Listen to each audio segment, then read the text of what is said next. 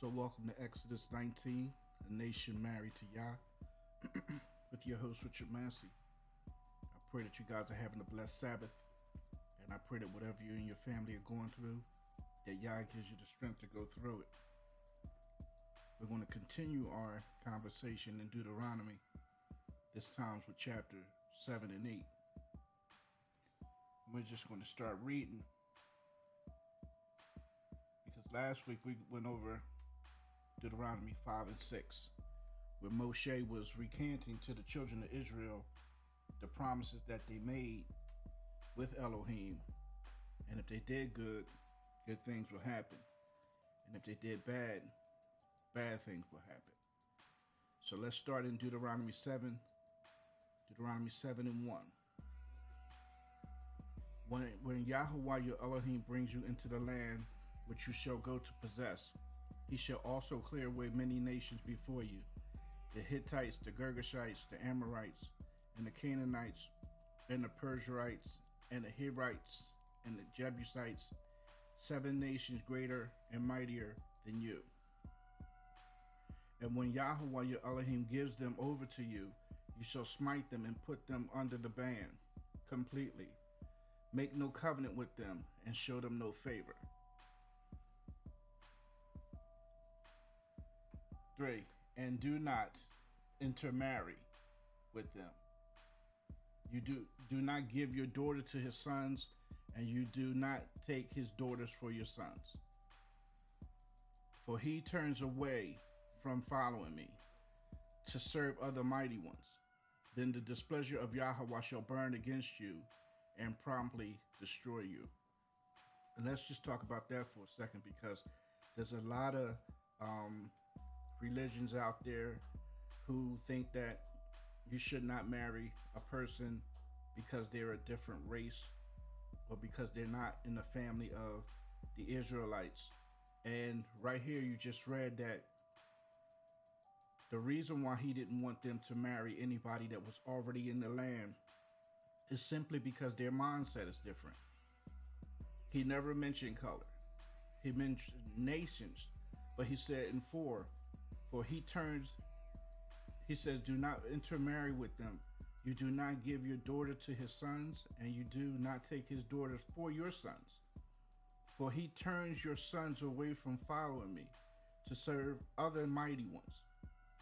So this is the reason why a lot of times Elohim did not want the children of Israel to intermingle or intermarry with other nations, because they were already doing things that were wicked in his sight. And he didn't want other nations to influence the daughters of Israel to turn them away from him. So you have to watch it with the race stuff. If you remember in the New Testament, I forget what verse he was saying, I'm going to turn the fathers against the sons and the daughters against the mothers and the son-in-laws against the father-in-law. They're all in one family. Well, how are you doing that? Because just like in my family, what I'm following and what I'm honoring in my walk, a lot of people in my family don't honor it. And they're my family. They don't believe in what I believe. But outside my family, around the corner, down the street, in another country, in another city or state, somebody can fully understand what I'm saying. That's not related to me, but they're related to me in heart and in mindset. Look at Ruth. When Naomi told the 2 girls, hey, listen, my sons are dead. I don't have no more sons in my womb to give you.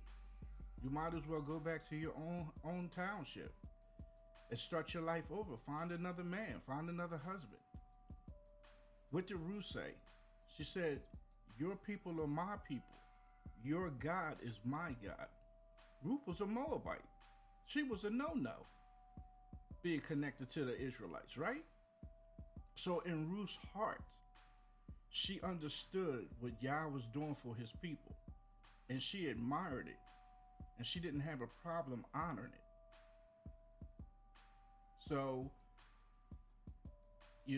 that's what Deuteronomy 7:4 means. It means that Yah don't want somebody that's going to change you and take you away from him.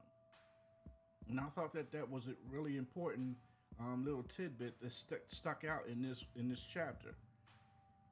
And that's what I like about reading and love about reading the Bible is one chapter can house so many different topics that you can learn on your way to learning something.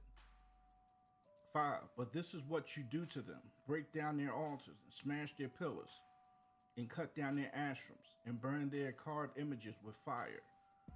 Right? Got the wrong one over here. 6. For you are a set apart people to Yahweh your Elohim. Yahweh your Elohim has chosen you to be a people for himself. So I do believe that the Israelites are specially selected for Yahweh. It's just a matter of who you really believe that the Israelites are.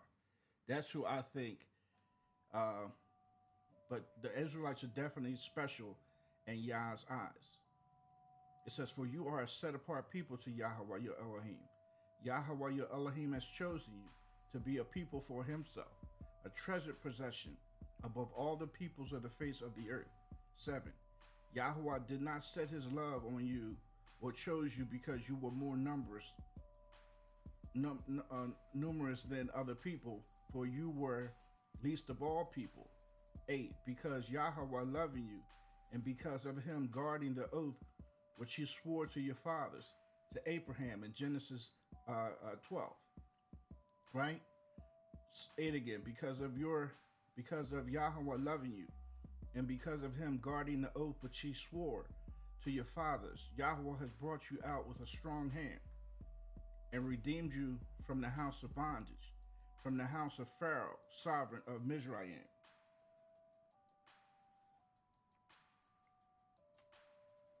And this is what, and I have my notes that said, his word cannot come back void. Just like Yah promised the good, he also promised the bad. Yah was up front with us. This is why our kids are dying today, I do believe. And this is from the episodes of the Act of Yah. How we go through afflictions, how we're under judgment, because we don't honor covenant commandment. And just like he promised in Deuteronomy 28, the first 15 verses, he promised the good because he's the Elohim of his word. He has to keep his word when it comes down to the bad. And this is what people say, in the Old Testament, Elohim, he was so mean. And Yahshua is so nice and so graceful and merciful. But with Yahweh telling you, if he tells you up front, hey, listen, if you do good, I'm going to do all these good things for you. But if you do bad, I'm telling you up front. I'm telling you up front to keep you from doing bad, that these bad things are going to follow you. This is my word, and they come out of my mouth, and they can't return to me void. They have to go and do the things that I set them out to do. So that's love, because he didn't have to say nothing. Remember when he was talking to Abraham before he destroyed Sodom and Gomorrah? And he said, should I tell Abraham, the man who's going to be a father of many nations, what I'm about to do? He didn't have to tell Abraham, but he told him. He didn't have to tell us. He could have had us just figure it out, but he's telling us. And says in 9, and you shall know that Yahweh your Elohim, he is Elohim, the trustworthy El, guarding covenant and kindness for 1,000 generations with those who love him, and those who guard his commands. Right? 10, but repaying those who hate me, who hate him to their face, to destroy them. He does not delay to do so with them who hates him. He repays him to his face. So if you do wrong, my love is telling you now that I'm going to destroy you. That's plain and simple. If you love me, you keep my commandments. If you don't, I'm going to destroy you. I'm going to repay him to his face, Yah says. 11, and you shall guard the commands. He's telling you again. And the laws, and the right rulings which I command you today to do them. And it shall be, because you hear these right rulings, and you shall guard and do them, that Yahweh your Elohim shall guard with you the covenant and the kindness which he swore to your fathers in Genesis 12. Right? He's telling you this. He's reminding you over and over. 13, and shall love you and bless you and increase you, and shall bless the fruits of your womb and the fruits of your land, your grain and your new wine and your oil, the increase of your cattle and the offspring of your flock, and in the land of which he swore to your fathers to give you. See, if you do well, look at the promise. Would you say that the promises are being upheld today? They're not, because we're under judgment, because the church has taught us that the covenant, commandment, the law is dead. And all these words are used for the same thing. But to me, there's a difference. Right? But we're 13 don't apply to us. And shall love you and bless you and increase you. He does love us. And shall bless the fruit of your womb and the fruit of your land, your grain and your new wine and your oil, the increase of your cattle and the offspring of your flock, in the land which he swore to your fathers to give you. 14, blessed are you above all peoples. We're not blessed above all people. We're not. There's not going to be a barren man or a barren woman among you or among your livestock. Man, we're struggling financially. Incarceration is high in almost every city and state. We're not loved above all people. We're probably hated the most. 15, and Yahweh shall turn away from you all the sickness and put on you none of the evil diseases of Mizraim, which you have known. But he shall put them on all those who hate you. We're getting all the high blood pressure, the hypertension, the diabetes, the cancer. We have all that. And I'm not saying that no other nation don't have that. But we have it. Our zip codes, they can tell how sick you are according to the zip code because they know what stores are in your neighborhood. The water is tapped into. The food, the air quality. I listen to social media, and almost everything we eat, they have tainted it some kind of way. The water is tainted. The air is chemtrails. Food, even snacks, even juice, even what they consider fruit juice, apple juice, orange juice, all tainted. Beef, chicken, fish, tainted. Fast foods, so many chemicals in them you can't even count.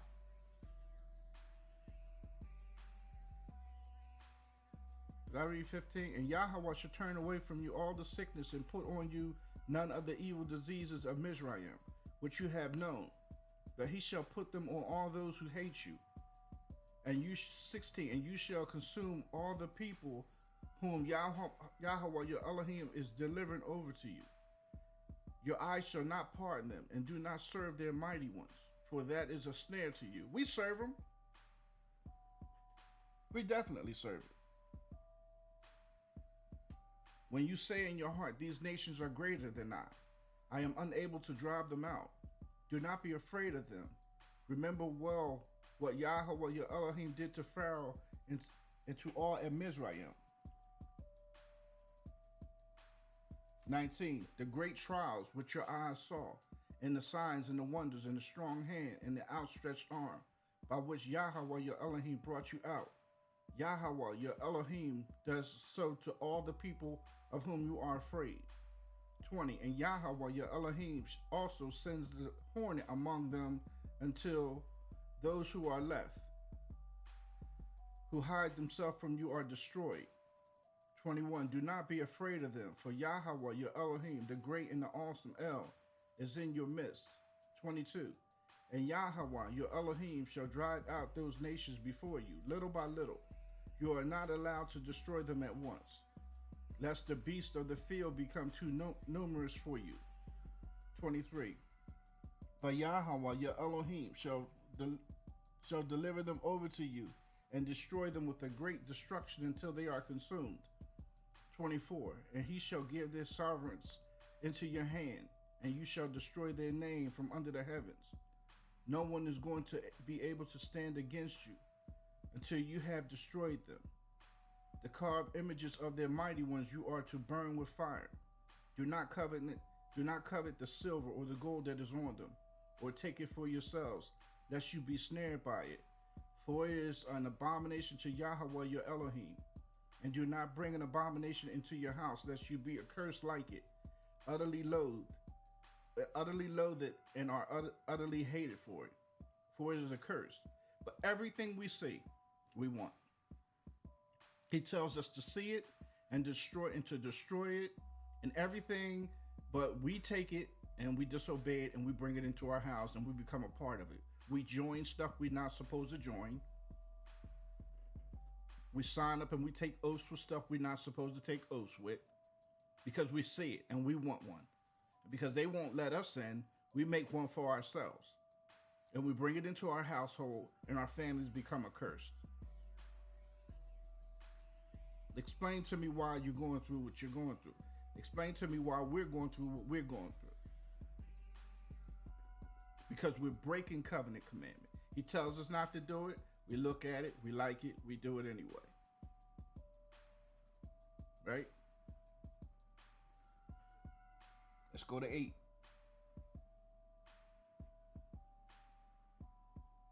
Guard to do every command which I command to you today, that you may live. Guard the commandments and you can live.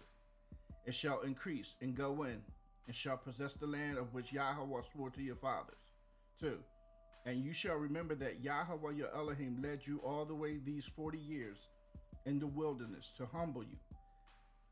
So here's the confusing part, because the Bible says that God does not test you, right? And I don't want to speak too much on this because I don't really know too much about it. It says that God does not test you. And lately I've been talking about the acts of Yah, where Yah is allowing things to happen in our lives, right? And then we read Deuteronomy 8:2. He says, and you shall remember that Yahweh, your Elohim, led you all the way these 40 years in the wilderness to humble you, to break you down, to see if you can make it, to see if you can handle it, to humble you, to prove you, so that I can know what is in your heart. So when our child is sick, we're sick, the neighborhood's run down, or we don't have a job, or the lights are off, sometimes these things can happen so that Yah can see what's in your heart, whether you guard his commands or not. Because if it looks like his commands are not working because we're following them, but they're not working, which that's not what we're doing. We're far removed from that aspect. We don't even do them. He wants to see if you're going to walk away from his commands and join something else and be a part of another mighty one or God, because you feel like his. See, one thing I think that is wrong with what the church is saying, that God is going to use you, and he will, he can. It's not guaranteed. And when you tell a person that all you have to do is have faith and God is going to pull you through, but you're a newbie in Christ, you don't know, and it doesn't happen, you're going to start drifting away. And I think that that does more harm than good. Instead of saying, listen, first of all, this is first and foremost, Elohim does what he wants to do. He does it. It doesn't have to make sense to you. Who dies and who's sick, for how long. I have a 38-year-old son that's autistic, and every autistic person that I run across seems to be doing better than my son. Now, my son is not bedridden. He's echolalic, which means he repeats stuff. He bounces a lot, right? He's never had a job. He's never had his own life. He's never had his own apartment, his own car, right? He has no idea the concept of a birthday or becoming a man or becoming married or having children. He's been stripped of all that. And sometimes I cry because I can't understand how a person can be sick that long for 38 years. Today, his birthday's today actually. How can Yah allow him to be sick for 38 years and never experience life? That could affect my faith. When the church is telling me to pray and to have faith for healing, and then he don't heal my son, that can affect my faith. That can make me start using drugs. That can make me turn away from the word of Yah, right? That can make me bitter. That can do all kind of things to me that makes the last thing I want to do is read and teach on the word of Yah. But I know one thing. My son is his. He can do to my son whatever he wants. See, as his father, I get emotional because my son is sick. Because I want my son to have a normal life, to experience things before he died. I don't know why Yah allowed my son to be autistic, sitting in a room, not doing nothing every day, all day. But he belongs to Yah, and Yah can do to him, Yah can do to us whatever he wants. It does not have to make sense to us. So if a pastor would have came to me and said, listen, we'll look into the matter to see why Yah is allowing this to happen. But at the end of the day, you might have to get used to the fact that this is the way your son is going to be until Yah sees different. Then I could say, well, I can understand that. That makes a lot of sense to me. Because he is the Almighty. Like he told Job, who can tell me to stop? Who can tell me to start? Right? So if you break it down to me like this, like your son is Yah's son. He can do to your son whatever you want. I might not like it, but I can understand it. But when you tell me he's going to be healed based on this or based on that, if I apply myself, that you keep telling me it's my faith, and I'm trying my faith, and I'm getting tired, and I'm getting weary, and I don't know what else to do, you're going to make me walk away from the faith. Because my son might be like that because of something I did. He might be like that because something my grandfather did, because something my dad did, because something in my family did, because something my wife did. He could be like that for that.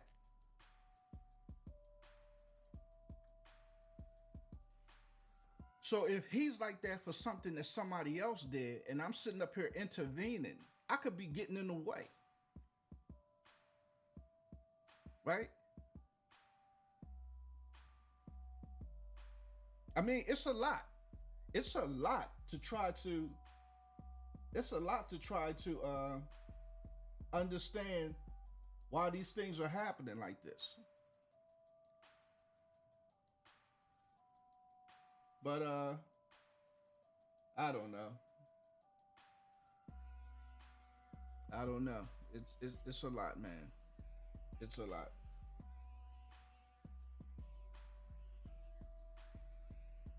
Four, your garments did not wear out on you, nor did your foot swell these 40 years. Thus you shall know in your heart that as a man disciplines his son, so Yahweh, your Elohim, disciplines you. See what I mean? He disciplines you. You don't hear nothing like that every day. You hear that Yeshua HaMashiach is love, and that, he's going to protect you from the enemy, and he's going to, all you got to do is rebuke the enemy, and y'all saying, I'm doing it. I'm doing it. 6, therefore you shall guard the commands, there it is again, of Yahweh your Elohim, to walk in his ways and to fear him. 7, for Yahweh your Elohim is bringing you into a good land, a land of streams of water, of fountains and springs that flow out of valleys and hills, a land of wheat and barley, of vines and fig trees and pomegranates, a land of olive oil and honey, a land in which you eat bread without scarcity, in which you do not lack at all, a land whose stones are iron, and out of those hills you dig copper. And you shall eat and be satisfied and shall be blessed. Yahweh your Elohim, for the good land which he has given you. Here it is again. Be on guard lest you forget Yahweh your Elohim by not guarding his commands and his right rulings and his laws, which I command you this day. How many times is he reminding us? Lest you eat and be satisfied and build lovely houses and shall dwell in them. And your herd and your flocks increase, and your silver and your gold are increased, and all that you have increased. Every time there's a promise, a couple of verses before is him reminding you to do the commandments. Every time that you're reading a blessing coming, it's based on the fact that you did the commandments, right? That your heart then becomes lifted up. He says, 13, and your herds and your flocks increase, and your silver and your gold are increased, and all that you have increased. That your heart then becomes lifted up, and you forget Yahweh. Because sometimes, if he gives you too much, like Solomon, in the end, you can become high-minded. You can forget that it was Yah that blessed you, and start thinking that it's you that's doing something good. That your heart then becomes lifted up, and you forget Yahweh your Elohim, who brought you out of the land of Mizraim from the house of bondage. 15, who led you through that great and awesome wilderness, fiery serpents and scorpions and thirst, where there were no water, and brought water for you out of the flinty rock. Who fed you in the wilderness with manna, which your fathers did not know, in order to humble you and to try you, to do you good in the end. Then you shall say in your heart, my power and my strength and my hand have made for me this wealth. Yahweh didn't do it, I did it. All that you see here, I did it. That's what he don't want. So he tries you and humbles you and brings you back down.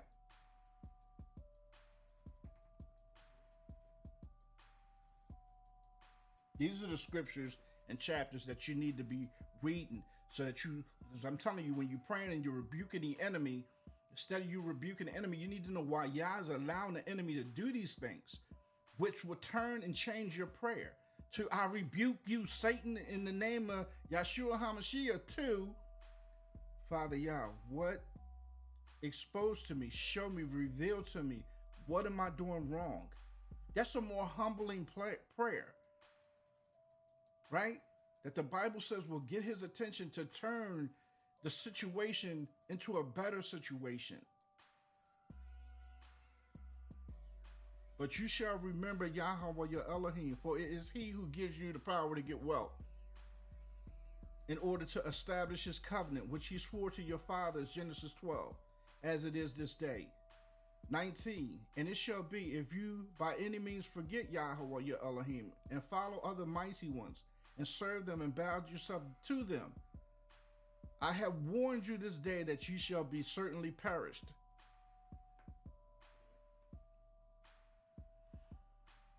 Like 20, like the nations which Yahweh is destroying before you, so you are to perish, because you did not obey the voice of Yahweh your Elohim.